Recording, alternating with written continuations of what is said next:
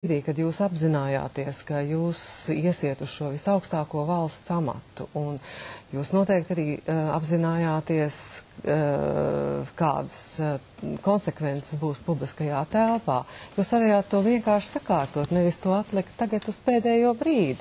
Jo vēl pirms nedēļas, pirms pusotras jūs teicāt, ka tā vispār nav problēma. Kalnietes kundze, divas lietas. Pirmkārt, vai jūs redzat, ka šī lieta ir sakārtojama pie tā situācijas, kurā mēs šovakar sēžam un pie tiem izejas datiem un pirmām atbildēm, kas šobrīd skan. Otrkārt, ko jūs sakat par jūsu politisko oponentu argumentāciju? Es domāju, ka es jau pateicu par šo argumentāciju. Es viņu redzu kā vāju argumentāciju. Es zinu, ka vairāk kārt ir bijuši mēģinājumi Saeimā šo jautājumu kārtot, un man pat liekas, ka viens no šiem mēģinājumiem vēl ar vien kaut ko mētājās komisijās un tālāk uz priekšu neiet. Tas, ko es gribētu pateikt, vairāk attiektos uz šo jautājumu, kādas tad būs sekas.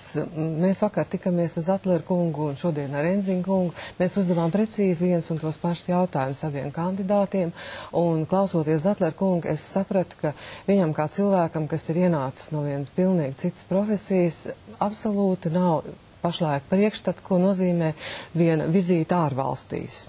Un kāda dokumentācija vēstnieki savā starpā apmainās un visas tās komandas, kas šīs vizītes gatavo. Un pašlaik jau visi vēstnieki, kas ir šeit Rīgā, ir akreditēti, viņi ir uzrakstījuši savām galvaspilsētām par šo problēmu, tieši līdzīgi kā es to darīju, kad es rakstīju ziņojumu savam ārlietu ministram. Un turpmāk, ikreiz, kad Zatleru kungs tiksies ar kādu valsts galvu, uzziņā par viņu šī problēma būs minēta kā viena no pirmajām.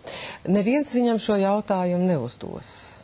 Jo par tādām lietām prezidenti nerunā, viņi parasti runā par lietām, kas jau ir iepriekš vienošanās. Tas būs tāds palākais, tāds vienmēr, poniņš. Jā. Sakārtot viņi nevar? Vairs ne. Diemžēl. Viņi var sakārtot iekšpolitiski, jā. Uz ārvairs ne? Abi iekšpolitiski jūs redzat, ka var? Jā, ja tiešām valsts ieņēmuma dienests atrod veidu, kā sakārtot, ja Zatleru kungs beidzot atrod laiku un saskaita, cik viņam ir bijušas operācijas un pacienti, un kad ir bijis lats 50 un kad ir bijis 250. Ar nosacījumu, ka viņam ir jāsaskaita un jānodeklarējas?